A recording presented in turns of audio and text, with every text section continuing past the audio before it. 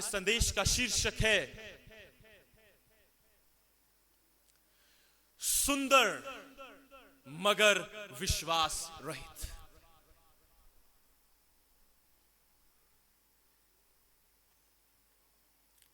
सुंदर मगर विश्वास रहित।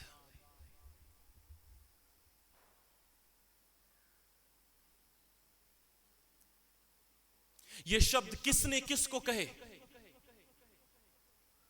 ये शब्द किन परिस्थितियों में कहे गए?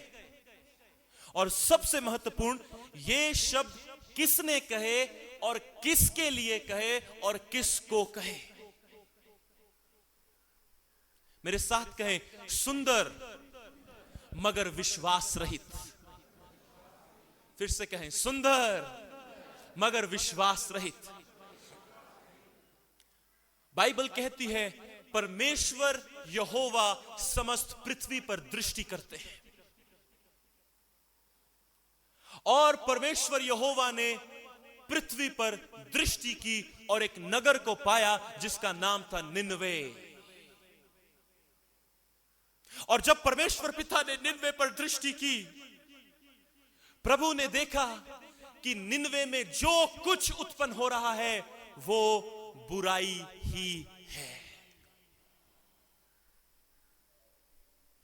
और प्रभु कहते हैं तुझ में तरह तरह के पाप हैं, तुझ में घिनौने अपराध हैं, तूने मेरी आज्ञा का उल्लंघन किया है।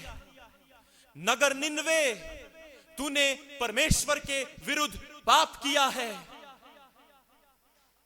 उसके पश्चात परमेश्वर का यह वचन भविष्यद्वक्ता नहूम के पास पहुंचा, और प्रभु भविष्यद्वक्ता नहूम से कहते हैं, देख निनवे नगर में ये पाप हैं। तीसरे अध्याय में नहूम के प्रभु बताते हैं कि निनवे में क्या क्या हो रहा है। देख, निनवे में ये अपराध है, निनवे में ये पाप है, इसने मेरी आज्ञा का उल्लंघन कर दिया, ये अपनी बुरी चाल से नहीं फिरते, इनमें कुछ भलाई नहीं है, जो कुछ उत्पन्न होता है बुराई ही बुराई है। और फिर परमेश्वर यहोवा का यह वचन नहूम के पास पहुंचा, और प्रभु यहोवा नहूम तीसरे अध्याय के चौथे पद में कहते हैं, यह इस नगर की हालत इसलिए है, इस नगर की हालत ये ऐसी इसलिए है, इसमें पाप इसलिए है, इसमें अपराध इसलिए है, दोष इसलिए है, ये आज्ञा को इसलिए नहीं मानता क्योंकि यह नगर सुंदर तो है मगर विश्वास रहित है। ये सुंदर तो है नहूम, ये सुंदर है मगर ये विश्वास रहित है। आज मैं यहां पर बैठे हुए हर एक व्यक्ति से पवित्र आत्मा के अभिषेक में यह प्रश्न करना चाहता हूं, आपका विश्वास कहां है? बाइबल कहती है रोमियो 14:23 में, जो कुछ विश्वास से नहीं होता वह पाप है। जो कुछ विश्वास से नहीं होता वह पाप है। अर्थात जिसमें विश्वास नहीं, जो कार्य विश्वास के द्वारा नहीं, जो कुछ विश्वास से नहीं होता उसमें पाप है। इब्रानियों 11:6 में बाइबल कहती है, बिना विश्वास के परमेश्वर को प्रसन्न करना अनहोना है। परमेश्वर विश्वास से प्रसन्न होते हैं, बिना विश्वास के परमेश्वर को प्रसन्न करना अनहोना है। और जो कुछ विश्वास से नहीं वह पाप है। मत्ती 13:58 में बाइबल कहती है, यीशु मसीह उनके बीच में बहुत से चिन्ह चमत्कार कर सकता था, मगर उनके विश्वास ना होने के कारण यीशु मसीह ने उनके बीच में चिन्ह और चमत्कार नहीं किए। विश्वास ना होने के कारण। जो कुछ विश्वास से नहीं वह पाप है, और बिना विश्वास के परमेश्वर को प्रसन्न करना अनहोना है। यीशु मसीह ने उनके बीच में बहुत से चिन्ह और चमत्कार इसलिए नहीं किए क्योंकि उनमें विश्वास की घटी थी। आज मैं आपसे पूछना चाहता हूं, सपाटू की कलीसिया, तेरा पहले वाला विश्वास कहां गया? इसीलिए प्रभु कलीसिया को प्रकाशित वाक्य में कहते हैं, तेरा पहला सा प्रेम कहां गया? क्योंकि बिना प्रेम के विश्वास कुछ भी नहीं। जहां प्रेम है वहीं विश्वास है। तेरा विश्वास कहां है? सपाटू की कलीसिया। तू सुंदर है मगर विश्वास रहित है। तू सुंदर है मगर विश्वास रहित है। मगर ब्रदर, यह कैसे संभव है कि कोई एक चीज एक ही समय पर सुंदर हो और एक ही समय पर घिनौनी हो? यह कैसे हो सकता है कि एक चीज एक समय पर सुंदर हो और उसी समय पर विश्वास रहित हो? बाइबल हमें 4 तरह के संसारों के विषय में बताती है, मगर आज उन 4 संसारों में से हम 2 महत्वपूर्ण संसारों में देखेंगे। परमेश्वर यहोवा का वचन निनवे नगर के लिए नहूम के पास पहुंचा, और क्या पहुंचा? यह नगर सुंदर तो है मगर विश्वास रहित है। अर्थात जब प्रभु ये वचन नहूम को दे रहे हैं, प्रभु यहां पर 2 संसारों के विषय में बात कर रहे हैं, और प्रभु यहां पर निनवे नगर की भौतिक स्थिति और आंतरिक स्थिति के विषय में बात कर रहे हैं। प्रभु कहते हैं, भौतिक रीति से तो तू बहुत सुंदर है, बहुत सुंदर है भौतिक रीति से, मगर आंतरिक रीति से तू विश्वास रहित है। अगर मैं दूसरे शब्दों में कहूं, भौतिक संसार में तो बहुत सुंदर है मगर आंतरिक संसार में विश्वास रहित है।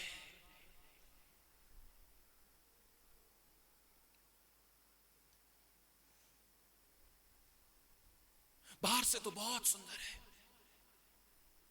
हम लूका 7 अध्याय में एक नगर को देखते हैं, एक गांव को देखते हैं जिसका नाम है नाइन नामक नगर। आपको पता है नाइन का अर्थ क्या है? नाइन का अर्थ है अति सुंदर। उस नगर का नाम तो है अति सुंदर, मगर यदि आप उस नगर की परिस्थिति को देखेंगे तो आप पाएंगे कि उस नगर के अंदर विलाप और रोना है। हम देखते हैं उस नगर में एक जवान युवक, लड़का, बेटा, किसका? एक विधवा का, उसकी जवानी में मृत्यु हो जाती है। आप कल्पना करें, एक विधवा, पहले उसने अपने पति को खो दिया और फिर उसने अपने जवान बेटे को खो दिया। मृत्यु बहुत भयानक है।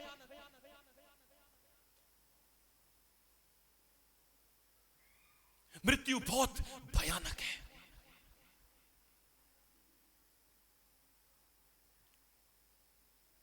मगर अब हम जो मसीह यीशु में हैं, हमें इस बात में आनंदित होना है कि हमने यीशु मसीह में जीवन का वरदान पाया है, और वो जीवन का वरदान यह है कि उसने हमें शाश्वत जीवन दिया है।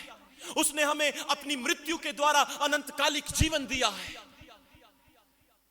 यदि आज हम देह में हमारी मृत्यु हो भी जाए तो हमें इस बात का पूरा पूरा निश्चय और पूरा पूरा विश्वास है कि अंतिम दिन में तुरही फूंकते ही मुर्दे जी उठेंगे और हम जो जीवित हैं बदल जाएंगे।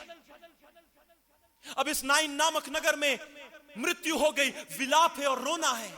इसका अर्थ तो है कि ये बहुत सुंदर है, भौतिक रीति से तो बहुत सुंदर है, मगर आंतरिक संसार में विलाप और रोना है।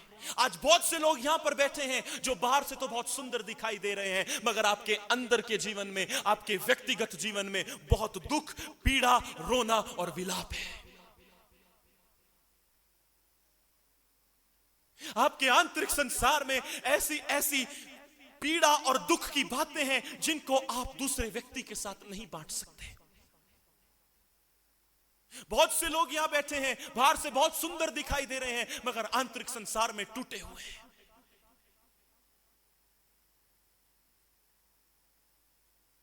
तू सुंदर है मगर विश्वास रहित है। भौतिक संसार में तू बहुत सुंदर है, मगर आंतरिक संसार में तू विश्वास रहित है।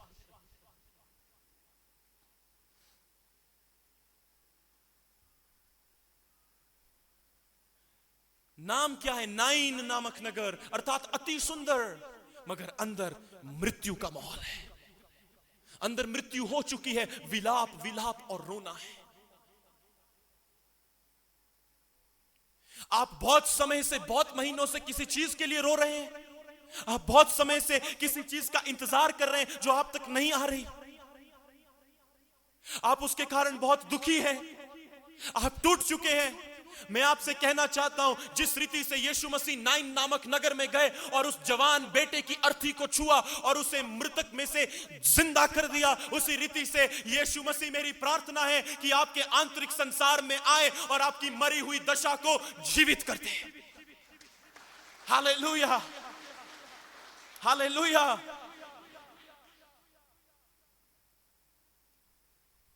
सुंदर मगर विश्वास रहित। यीशु मसीह आपके आंतरिक संसार के लिए बहुत ज्यादा चिंतित है। प्रभु के लोगों, बहुत ज्यादा चिंतित है। एक प्रभु के दास ने कहा, परमेश्वर को तुम्हारे भौतिक संसार से कुछ भी लेना देना नहीं है। He has nothing to do with your outside world. And then he said, he requires your inside world. उसको आपके आंतरिक संसार की आवश्यकता है। मगर आज हमारे आंतरिक संसार में क्या है? सपनेहा उसके 3 अध्याय में बाइबल हमें स्पष्टता से कुछ चीजों की सूची देती है, और बाइबल हमें वहां बताती है कि मनुष्य के आंतरिक संसार में क्या क्या है। बाइबल कहती है, परमेश्वर यहोवा कहते, तुझ में बलवा है, अशुद्ध है, अंधेर से भरी हुई है, अपराध है, अनाज्ञाकारिता है, तुम निर्दोष का शिकार करते हो।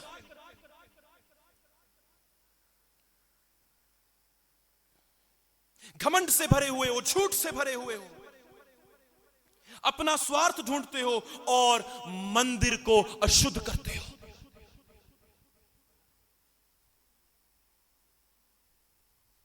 यह हमारे आंतरिक संसार की स्थिति है। 22 जुलाई 2022 को जब यीशु मसीह ने मेरी आंखें अपनी दया में खोली कि मैं उसे अपने अंदर देख सकूं, मुझे इस बात का पूरा 101% ज्ञात हो गया कि मैं कितना अभागा अयोग्य मनुष्य हूं।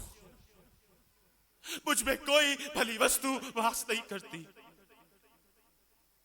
मुझ में कुछ भी भलाई नहीं है। जो कुछ भला मुझे प्राप्त होता है उसकी दया से प्राप्त होता है, अन्यथा मेरे अंदर कुछ भी भलाई नहीं है।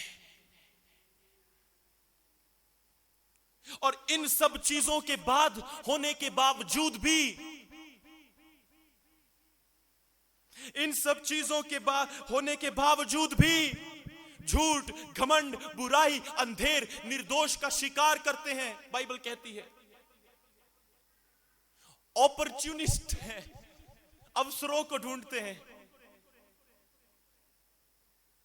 इन सब बातों के होने के बावजूद भी बाइबल कहती है, सपन्या के इसी अध्याय में आगे बाइबल कहती है, परमेश्वर अपने नगर में बसा हुआ है।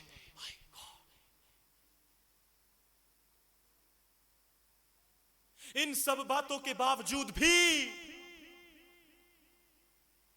इससे पहले हम आगे जाएं, मैं चाहता हूं हम एक आयत पढ़ेंगे, मत्ती उसका 23 अध्याय।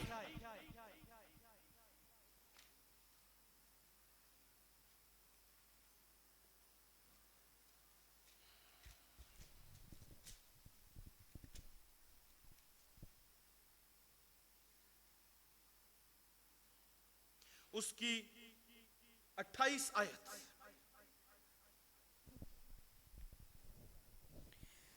इसी रीति से तुम भी ऊपर से मनुष्यों को धर्मी दिखाई देते हो। बस तुम मनुष्य को धर्मी दिखाई देते हो, यानी जो तुम्हारा भौतिक स्वभाव है, भौतिक चरित्र है, उससे तो प्रतीत होता है कि तुम बड़े धर्मी हो। धार्मिकता का पहनावा ओढ़ा हुआ है। जय मसीह की। ओ मैं आपके लिए प्रार्थना कर रहा हूं। ओ प्रभु की उपस्थिति है। ओ ये है वो है। तुम बाहर से तो धार्मिकता का पहनावा ओढ़ते हो, बाइबल कहती है। बाहर से तो तुम, बाइबल स्पष्ट, मनुष्य को, क्या लिखा है ब्रदर? इसी रीति से तुम भी ऊपर से मनुष्यों को, हाँ, बोलो ऊपर से मनुष्य को, ऊपर से भौतिक रीति से, और किसको? परमेश्वर को नहीं, मनुष्य को धर्मी दिखाई पड़ते हो।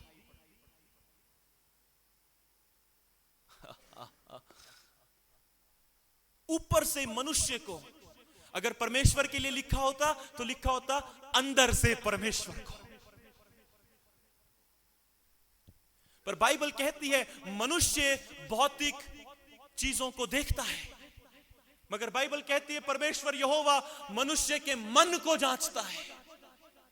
तुम ऊपर से तो धर्मी दिखाई देते हो, परंतु भीतर कपट और अधर्म से भरे हुए हो। ओ परंतु भीतर, कहें भीतर,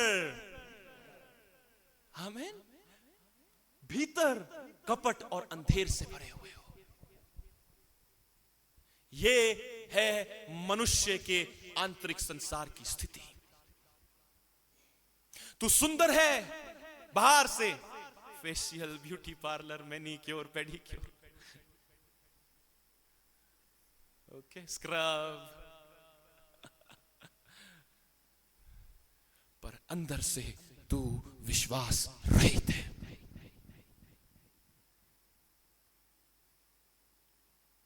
मेरी प्रार्थना है कि पवित्र आत्मा हम सबको यीशु मसीह के ब्यूटी पार्लर में ले जाए और वहां वो हमें अंदर से साफ करे, अपने रक्त के द्वारा हमारे आंतरिक संसार को साफ कर दे और सब तरह का कपट और अधर्म हमारे अंदर से चला जाए। तुम मनुष्य को ऊपर से धर्मी दिखाई देते हो, मगर अंदर से कपट और अधर्म से भरे हुए हो। तू बाहर से तो सुंदर है निनवे नगर, मगर अंदर से विश्वास रहित है। आज बहुत से भाई ऐसे हैं, बहुत सी बहनें ऐसी हैं जिन्होंने विश्वास को हल्का ले लिया है। और मैं आपसे कहना चाहता हूं, जो विश्वास पवित्र आत्मा ने आपको दिया है वो कोई और नहीं वरन यीशु मसीह स्वयं है। जो विश्वास पवित्र आत्मा ने आपको दिया है वो यीशु मसीह स्वयं है। मगर आजकल के विश्वास के प्रचारक ये नहीं बोलते।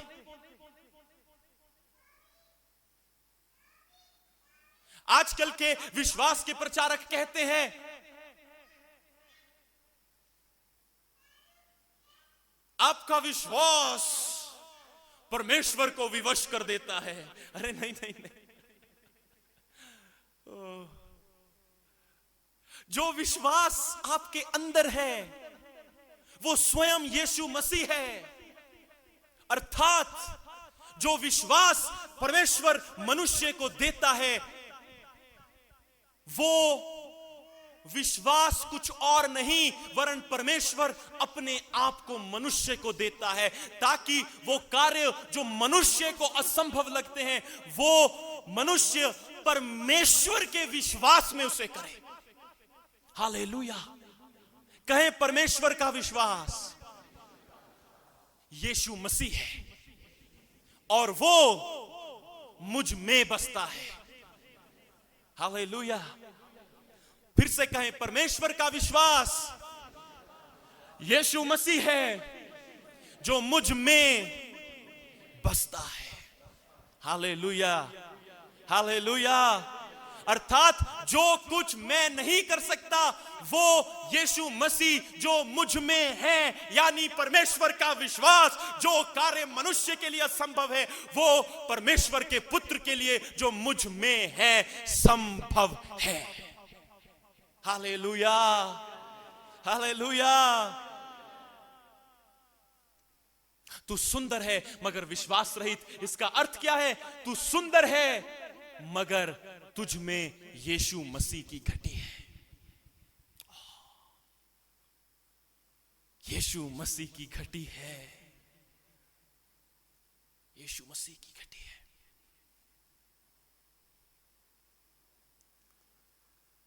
यीशु मसीह हमारे अंदर होना एक बात, यीशु मसीह हमारे द्वारा काम करे अलग बात। आमीन। यीशु मसीह हमारे अंदर होना अलग पहलू है, यीशु मसीह हमारे द्वारा काम कर रहा है अलग पहलू है। अब मैं आपसे कुछ कहूं, क्या आप सुनेंगे ध्यान से?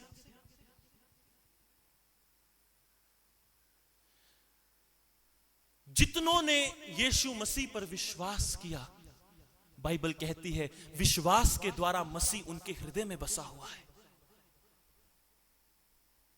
मगर बहुतों के अंदर से वो यीशु जो उनके अंदर है कार्य नहीं करता।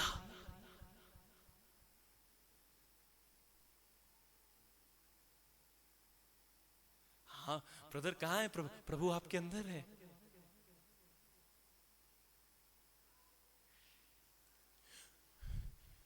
पीढ़ियां गुजरने के बाद, हजारों वर्षों के बाद प्रभु एक व्यक्ति को चुनता है और उस पर अपना आत्मा उंडेलता है। एक को चुनता है और अगर वो व्यक्ति मिस कर दे फिर प्रभु फिर हजारों पीढ़ियों में जाएगा और फिर एक को चुनेगा। ये नहीं उसके नेक्स्ट को ही चुन लेगा, नहीं, ये परमेश्वर का तरीका है। और आज से 100 वर्ष पूर्व जहां जहां जागृतियां थी, वहां वहां पवित्र आत्मा ने भविष्यवाणी का वचन दिया और कहा आज से 100 वर्ष के बाद पूरे विश्व में हर जगह छोटे छोटे झुंड के रूप में जागृति आएगी। मगर जागृति कहां से आएगी? वो यीशु मसीह जो आपके अंदर है, सपनेहा के द्वारा दी गई सूची के मुताबिक वो हमारी बुराई के नीचे दबा हुआ है, वो हमारे घमंड के नीचे दबा हुआ है, वो हमारे अपवित्रता और अशुद्धता के बड़े बड़े पहाड़ों के नीचे दबा हुआ है, वो हमारे मैं करूंगा, मैं कर सकता हूं, मुझे पता है, इस चरित्र के नीचे दबा हुआ है। ब्रदर, प्रभु कहां है? ओ सिस्टर, ब्रदर, प्रभु आपके अंदर है, प्रभु आपके अंदर है। मगर फिर वो बाहर क्यों नहीं आता? वो मेरे द्वारा कार्य क्यों नहीं करता? उसका प्रेम मेरे द्वारा क्यों नहीं बहता? क्योंकि वो आपके घमंड के पहाड़ों के नीचे दबा हुआ है, आपके मैं के पहाड़ के नीचे दबा हुआ है। अब मैं आपको एक स्टेटमेंट दे रहा हूं, कृपया ध्यान से सुनिएगा। क्या आप तैयार हैं? भाइयों, क्या आप तैयार हैं? बहनों, क्या आप तैयार हैं? ध्यान से कान धर कर सुनिएगा। जैसा स्वभाव, ओके, हम यीशु मसीह को दिखाते हैं या हम जैसा यीशु मसीह को ट्रीट करते हैं, जैसे हम यीशु मसीह के साथ रहते हैं, जैसा हम यीशु मसीह को ट्रीट करते हैं, वैसा यदि प्रभु यीशु मसीह हमें ट्रीट करे, हमसे वैसा स्वभाव करे, तो हम कहां मुंह छुपाएंगे?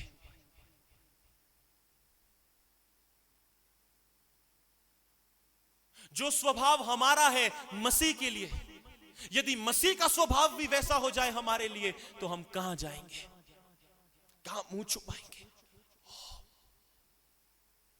मगर बाइबल कहती है उसने हमारे पापों के अनुसार हमसे व्यवहार नहीं किया। ये कितना दयावंत और नम्र प्रभु है। यदि आप और चीजों को देखें तो वहां पर भय का संबंध है, मगर यहां पर भय का संबंध नहीं, यहां पर प्रेम का संबंध है। बाइबल कहती है परमेश्वर का प्रेम मनुष्य के सारे ज्ञान से परे है। आज क्या है हमारे आंतरिक संसार में? क्यों मसीह सब लोगों के द्वारा दिखाई नहीं दे रहा? क्यों मसीह सब लोगों के द्वारा दिख नहीं रहा, कार्य नहीं कर रहा? इसलिए क्योंकि वो हमारे आंतरिक संसार की गंदगी के बोझ के नीचे दबा हुआ है।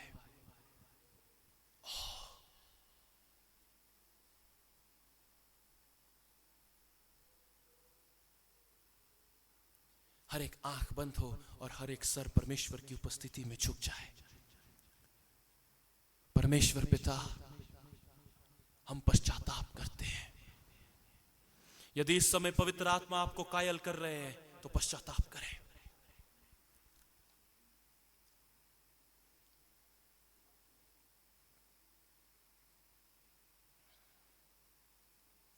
तू सुंदर है मगर विश्वास रहित।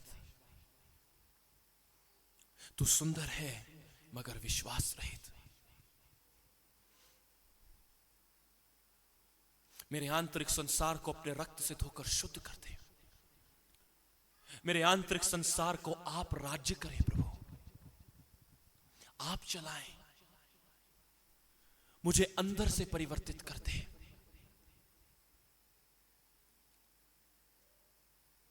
परमेश्वर से बात करें प्रियो,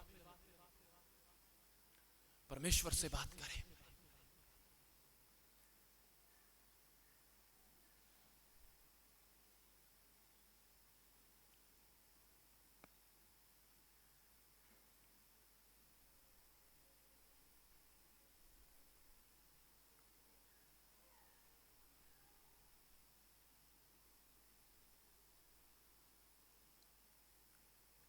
आमीन, आमीन, आमीन। अब मैं आपको एक बहुत महत्वपूर्ण चीज में ले जाने चाहता हूं। पवित्र आत्मा हमारी सहायता करे। इन सब बातों के बाद भी प्रभु यीशु मसीह हमारे अंदर वास करते हैं। आप कल्पना करें उस पर क्या बोझ है। एक घर में दो इच्छाएं नहीं रह सकती। यदि एक घर में दो इच्छाएं रहेंगी तो वो घर कभी भी समृद्ध नहीं हो सकता, कभी भी उसमें शांति और आनंद नहीं हो सकता। एक बोल रहा है मैं ये करूंगा, दूसरा बोल रहा है नहीं नहीं मैं ये करूंगा। एक घर में दो इच्छाएं नहीं रह सकती। वैसे ही या तो इस घर में प्रभु की इच्छा रहे या मेरी इच्छा रहे। और मुझे पता है कि मेरी इच्छा से केवल नाश और विनाश ही होगा, क्योंकि मनुष्य की बुद्धि तो सीमित है, मगर उस अगम्य परमेश्वर की बुद्धि की कोई सीमा नहीं। उसमें परमेश्वर के सारे बुद्धि और ज्ञान के भंडार छिपे हुए हैं।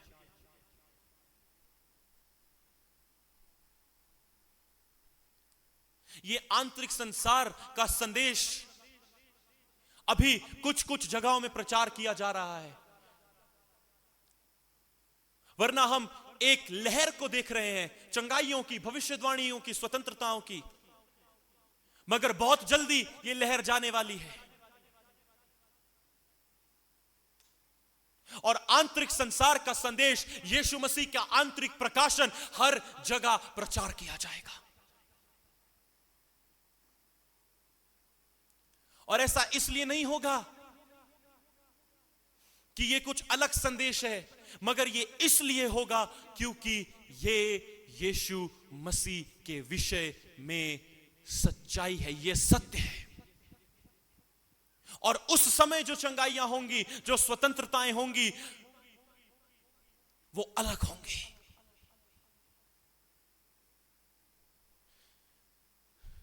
जो कुछ परमेश्वर का नहीं है वो समाप्त हो जाएगा।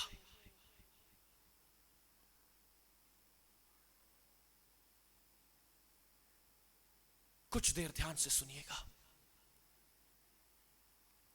कहें, यीशु मसीह मेरे आंतरिक संसार में वास करते हैं। आपके घमंड के साथ वो वास करता है, हमारी गंदगी के साथ वो वास करता है। इससे क्या पता चलता है कि यीशु मसीह बहुत ही नम्र और दीन है, कि वो हमारे अंदर हमारी सहते हैं। हमारी गलत लुक्स को प्रभु सहता है, हमारी रॉन्ग वर्ड्स को प्रभु सहता है जो हमारे अंदर है। अब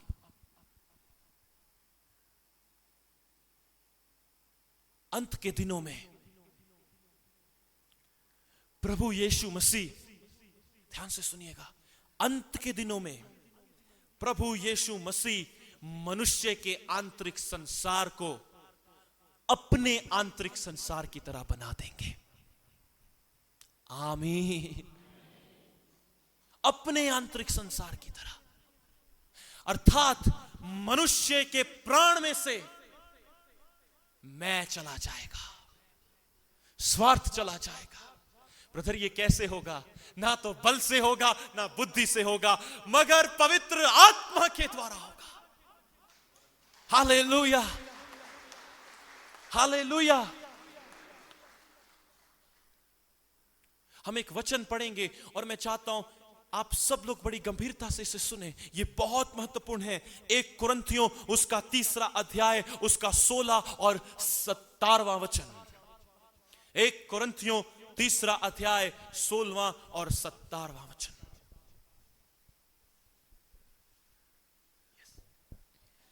क्या तुम नहीं जानते कि तुम परमेश्वर का मंदिर हो और परमेश्वर का आत्मा तुम में वास करता है?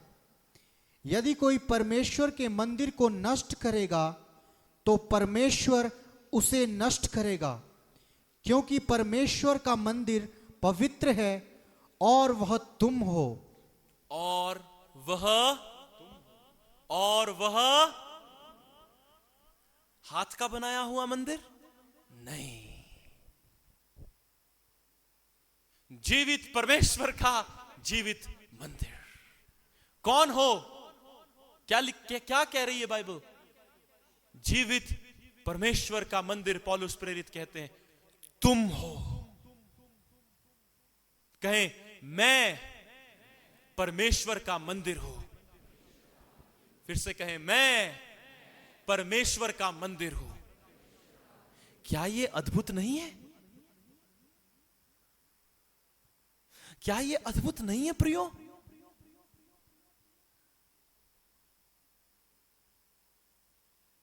मगर अब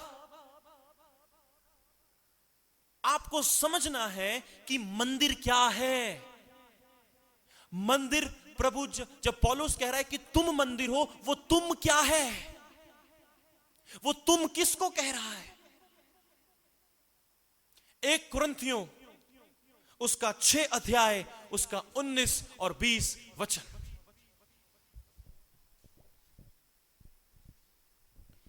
क्या तुम नहीं जानते? और देखो, दोनों बार प्रेरित पौलुस प्रश्न से शुरू कर रहे हैं और बोल रहे हैं, क्या तुम ये नहीं जानते? इसका मतलब तुम्हें अभी तक ये पता होना चाहिए था। क्या तुम नहीं जानते? Yes brother. कि तुम्हारी देह पवित्र आत्मा का मंदिर है। आमीन। तुम्हारी देह पवित्र आत्मा का, कहें मेरी देह पवित्र आत्मा का मंदिर है। अब मैं आपसे प्रश्न करता हूं, मुझे उत्तर दीजिएगा। जो ये तुम पौलुस कहते हैं कि तुम पवित्र आत्मा का मंदिर हो, इस तुम के 3 भाग हैं: शरीर, प्राण और आत्मा। अब आप मुझे उत्तर दें, शरीर, प्राण और आत्मा में से मंदिर कौन सा है? शरीर। कौन सा है मंदिर? शरीर। अब सुनिएगा, इससे पहले कि यीशु मसीह मध्य आकाश में आए, और मध्य आकाश में आते ही प्रभु जब अपने 10,000 संतों के साथ आए, जैतून पहाड़ पर अपने पांव रखें, उससे पहले परमेश्वर का पुत्र हमारी देहों में वास करेगा अपनी परिपूर्णता के साथ। आमीन। ये है, यीशु मसीह ने क्रूस पर कहा पूरा हुआ। वो पूरा हुआ क्या है? वो पूरा हुआ का अर्थ है परमेश्वर का पुत्र मनुष्य की देह को अपने वश में कर लेगा।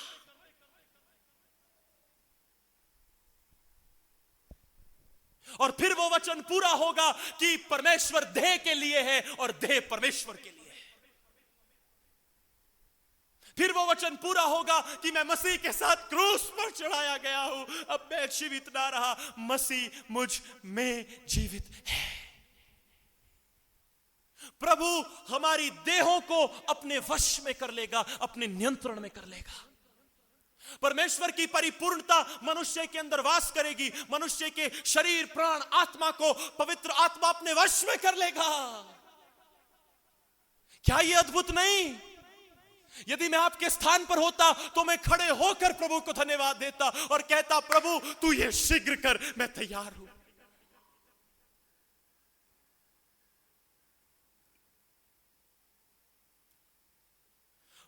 परमेश्वर का आत्मा मनुष्य को अपने वश में कर लेगा, अर्थात जो कुछ प्रभु है वो सब कुछ, यानी त्रिएकता की परिपूर्णता मनुष्य के आंतरिक संसार में आ जाएगी। ये है वो कार्य जो यीशु मसीह ने क्रूस पर कहा पूरा हुआ।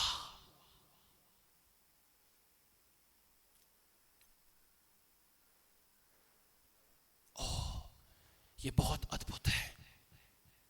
और जिसके अंदर मैं का और अपनी धार्मिकता का एक बिंदु भी होगा, उसके लिए कठिन हो जाएगा।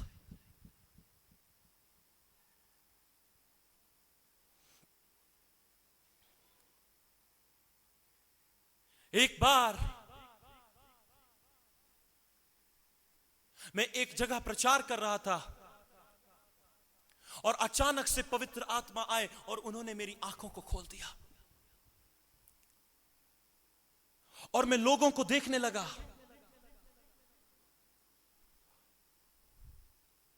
और प्रभु ने उनकी आत्मिक दशा को प्रकट किया। मैंने कितने लोगों को देखा। आप स्मरण करें, जब किसी को चोट लगती है, चोट लगने के बाद वो जो वहां की स्किन होती है वो कैसी हार्ड हो जाती, ब्लैक हो जाती है। होता है ऐसा? उससे भी भयंकर कोड़ की तरह उनकी देहों पर धब्बे थे। और जब मैंने उन धब्बों को देखा, मैं कांप गया, मैं डर गया। कहा, प्रभु ये क्या है? प्रभु ने कहा, मैं इनको ऐसे देखता हूं।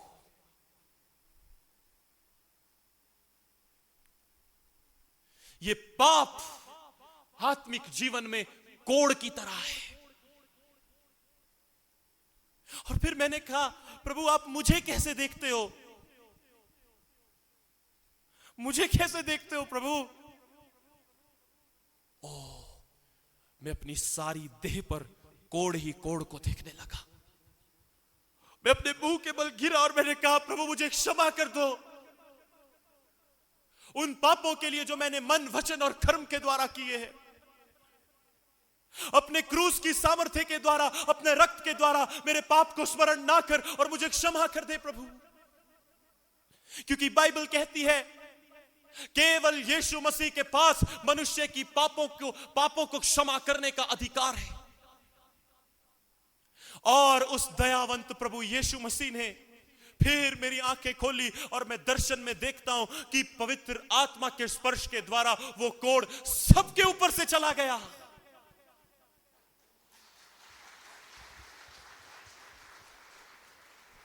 और सबको यीशु मसीह के जैसा वस्त्र दिया गया। बाइबल कहती है वो तुम्हें एक वस्त्र देगा। वो वस्त्र क्या है? वो वस्त्र यीशु मसीह की परिपूर्णता है जो मनुष्य की देह में वास करेगी। आए अंतिम हम 2 वचन पढ़ेंगे और फिर हम प्रार्थना में जाएंगे। फिलिपियों उसका 3 अध्याय और उसका 21 पद।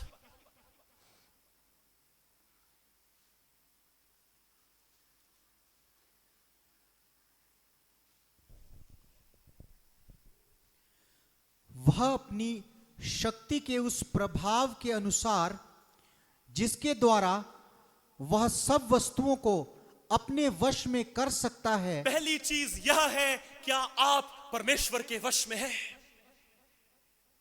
बहनों, मैं यीशु मसीह के नाम से आपसे पूछना चाहता हूं, क्या आपका आंतरिक जीवन, आपकी जुबान, आपका आंतरिक हृदय परमेश्वर के वश में है? भाइयों, मैं आपसे पूछना चाहता हूं यीशु मसीह के नाम से, क्या हमारा आंतरिक जीवन परमेश्वर के वश में है?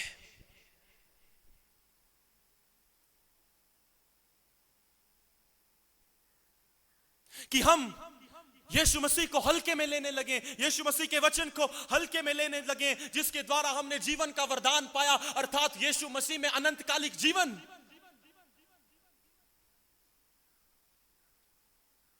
क्या हम परमेश्वर के वश में हैं?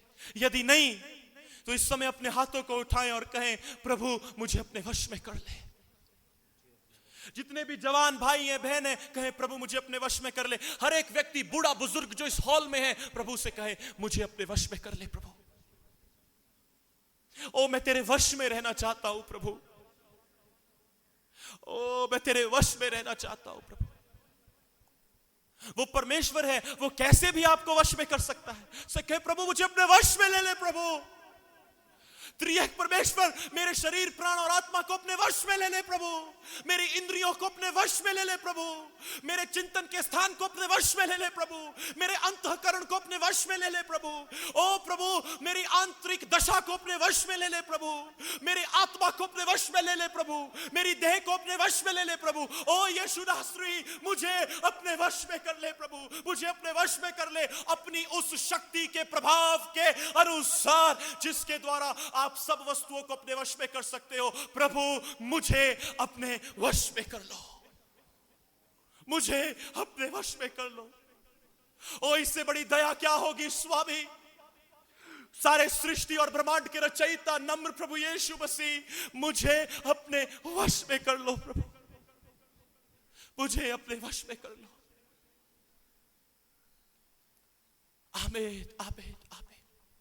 उस शक्ति के प्रभाव के अनुसार जिसके द्वारा वह सब वस्तुओं को अपने वश में कर सकता है, हमारी दीनहीन देह का रूप बदलकर अपनी महिमा की देह के अनुकूल बना देगा। Hallelujah hallelujah.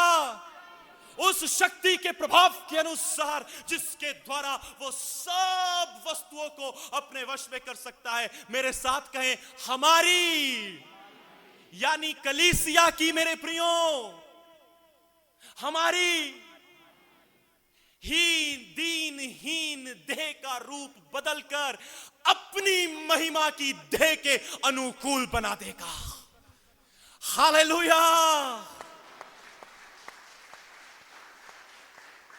इसीलिए पौलुस कहता है, हम सब नहीं सोएंगे वरन हम बदल जाएंगे।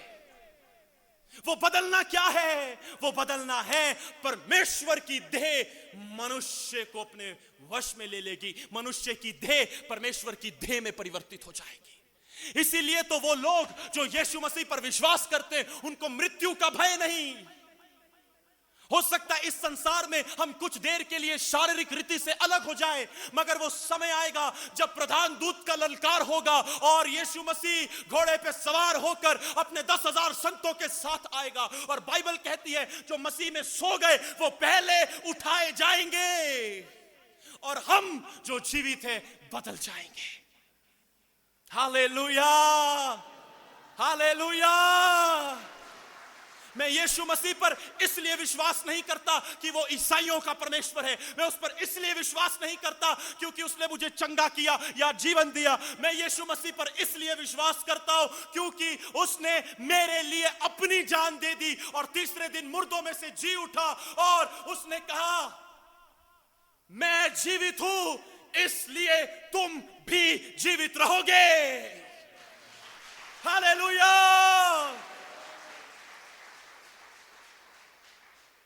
जब यीशु मसीह आएंगे सिस्टर आप अपने पापा से मिलेंगी, जितने मुर्दे सब जीवित हो जाएंगे।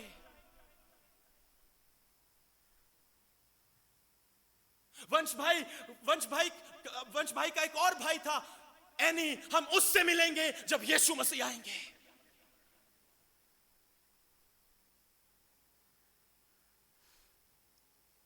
हालेलुया।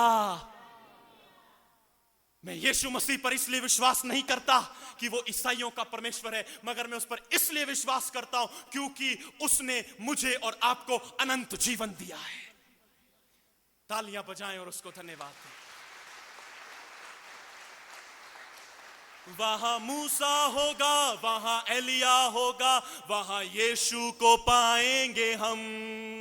वहां पतरस होगा, वहां पौलुस होगा, वहां तृप्ति को पाएंगे हम। वहां तृप्ति को पाएंगे हम। ओ हालेलुया, यीशु मसीह मेरा है, मैं मसीह का हूं। एक दिन वो मुझको आसमान पर ले जाने वाला है। ओ हालेलुया, यीशु मसीह मेरा है, मैं मसीह का हूं। एक दिन वो मुझको आसमान पर ले जाने वाला है।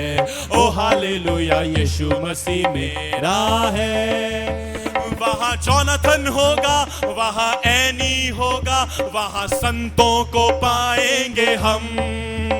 वहां जोनाथन होगा, वहां एनी होगा, वहां संतों को पाएंगे हम।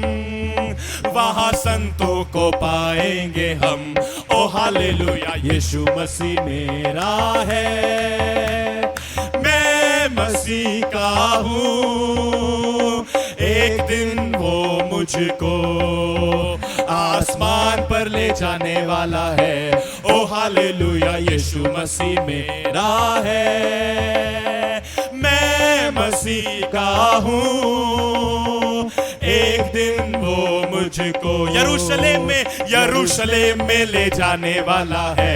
ओ हालेलुया, यीशु मसीह मेरा है, मैं मसीह का हूं। एक दिन वो मुझको आसमान पर ले जाने वाला है।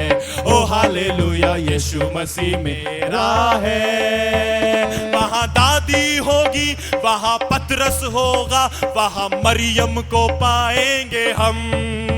वहां दादी होगी, वहां मरियम होगी, वहां रूथ को पाएंगे हम। वहां रूथ को पाएंगे हम। ओ हालेलुया, यीशु मसीह मेरा है, मैं मसीह का हूं। एक दिन वो मुझको यरूशलेम में ले जाने वाला है। ओ हालेलुया, यीशु मसीह मेरा है। Hallelujah, hallelujah, hallelujah. ये हमारी आशा है जो कभी टूटेगी नहीं। ये हमारी आशा है जिसका कोई अंत नहीं होगा। इसीलिए बाइबल कहती है आशा में लज्जा नहीं। हालेलुया। तालियां बजाएं और उसको धन्यवाद दें। ओ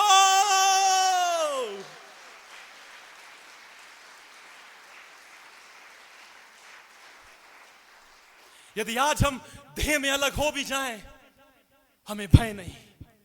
कुछ क्षण भर का हमें दुख होगा कि हम देह में अलग हो गए, मगर शीघ्र ही अंतिम तुरी फूंकते हम फिर से एक हो जाएंगे। और ये आशा कहीं और नहीं, सिर्फ और सिर्फ मात्र मात्र मात्र मात्र प्रभु यीशु मसीह में है। Hallelujah, hallelujah. अब जो अपनी उस शक्ति के प्रभाव के अनुसार, जिसके द्वारा वो सब वस्तुओं को अपने वश में कर सकता है, हमारी दीनहीन देह का रूप बदलकर अपनी महिमा की देह के अनुकूल बना देगा।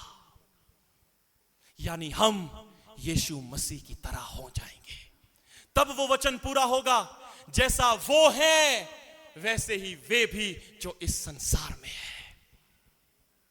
अभी हम आत्मिक बातों को नहीं समझते, मगर समय आएगा जब पवित्र आत्मा हमारी आंखों को और बुद्धि को खोल देगा और हमें शास्त्र की गूढ़ बातें समझ आने लगेंगी। क्योंकि कोई परमेश्वर की बातों को नहीं जानता, केवल परमेश्वर का आत्मा। हम अंतिम वचन पढ़ेंगे, इफिसियों उसका 3 अध्याय, उसका 17, 18 और 19 पद।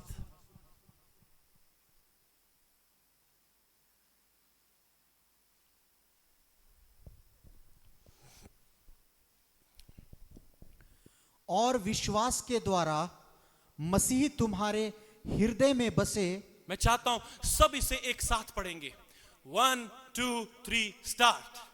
और विश्वास के द्वारा मसीह हमारे हृदयों में बसे, कि तुम प्रेम में जड़ पकड़कर और नींव डालकर सब पवित्र लोगों के साथ भली भांति समझने की शक्ति पाओ, कि उसकी चौड़ाई और लंबाई और ऊंचाई और गहराई कितनी है, और मसीह के उस प्रेम को जान सको जो ज्ञान से परे है, कि तुम परमेश्वर की सारी भरपूरी तक परिपूर्ण हो जाओ। आमीन।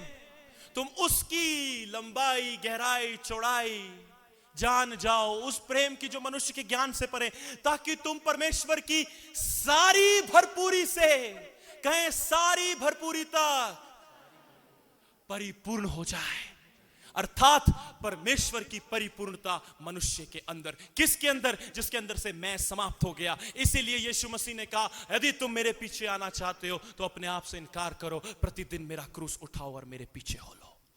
यीशु मसीह ने कहा, जब तक तुम अपना सब कुछ त्याग ना दो मेरे चेले नहीं हो सकते। अर्थात जब तक तुम अपने आंतरिक संसार से सब कुछ त्याग ना दो और असहाय ना हो जाओ, तब तक तुम मेरे चेले नहीं हो सकते। यदि हमें परमेश्वर की परिपूर्णता चाहिए तो एक ही मार्ग है, और वो मार्ग क्रूस का है। Hallelujah, hallelujah. आप कल्पना करें, 1 लाख लोग एक तरफ और एक व्यक्ति परमेश्वर की परिपूर्णता के साथ एक तरफ। अगर प्रभु ने चाहा तो हम आने वाले दिनों पर परमेश्वर के पुत्रों के विषय में सीखेंगे कि परमेश्वर के पुत्र कौन है। आमीन। परमेश्वर की परिपूर्णता अर्थात यीशु मसीह ही यीशु मसीह होंगे इस संसार में। अब मैं अंतिम बात के साथ समाप्त करना चाहता हूं। दुष्ट ने सोचा, ओ ये परमेश्वर का पुत्र है, एक पुत्र है, मैंने इसे क्रूस पर चढ़ा दिया, ओ मैं जीत गया। मगर जब यीशु मसीह तीसरे दिन मुर्दों में से जी उठे, दुष्ट को यह नहीं पता था कि यही यीशु मसीह पिता की बुद्धि के द्वारा और सामर्थ्य के द्वारा पवित्र आत्मा की रीति पर अपने लोगों के अंदर आ जाएगा। वो तो सोच रहा था, ओ एक यीशु मसीह मैंने क्रूस पर चढ़ा दिया, कोई बात नहीं। मगर उसको नहीं पता था कि अंत के दिनों में पवित्र आत्मा के द्वारा इनके आंतरिक संसार में यीशु मसीह निवास करेंगे, और उस निवास करने के द्वारा इस संसार में एक यीशु मसीह नहीं, मिलियंस मिलियंस मिलियंस यीशु मसीह आ जाएंगे। Hallelujah, hallelujah. यदि आपको भविष्य की चिंता है, बहनों भविष्य की चिंता है, भाइयों भविष्य की चिंता है, आज उस चिंता को छोड़ दो, क्योंकि हमारा वो राजा आने वाला है जिसके राज्य का कोई अंत नहीं होगा, जो सदा काल तक राज्य करेगा। वो हमारा परमेश्वर होगा, हम उसके लोग होंगे। परमेश्वर मनुष्यों के बीच में डेरा करेगा, और वो तुम्हारे आंखों से तुम्हारे आंसुओं को पोंछ डालेगा। ना मृत्यु होगी, ना पीड़ा होगी, और सब परमेश्वर की उपस्थिति में परमेश्वर के लोग होंगे। तालियां बजाएं और उसको धन्यवाद।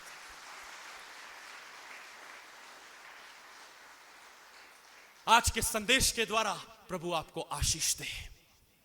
आए हम अपने स्थानों पर खड़े हो जाएं, क्वायर आ जाए। ओ थैंक यू जीसस। ये प्रार्थना का समय मिस मत कीजिएगा, ये प्रार्थना का समय बहुत गंभीर है। ओ धन्यवाद यीशु, धन्यवाद यीशु। आए अपने हाथों को उठाएं और कहें, प्रभु मुझे अपनी परिपूर्णता के लिए तैयार करें। प्रभु मुझे अपनी परिपूर्णता के लिए तैयार करें। मुझे नीचे ले आए प्रभु, मुझे अपने रक्त से धो दे प्रभु। मेरे अंदर से मैं खत्म हो जाए। पर ब्रदर मेरे अंदर इतना मैं है, इतनी कमियां हैं, ये कैसे होगा? मेरे भाई मेरी बहन, ये हमारी योग्यता से नहीं होगा, ये मात्र और मात्र परमेश्वर की दया और उसके आत्मा के द्वारा होगा।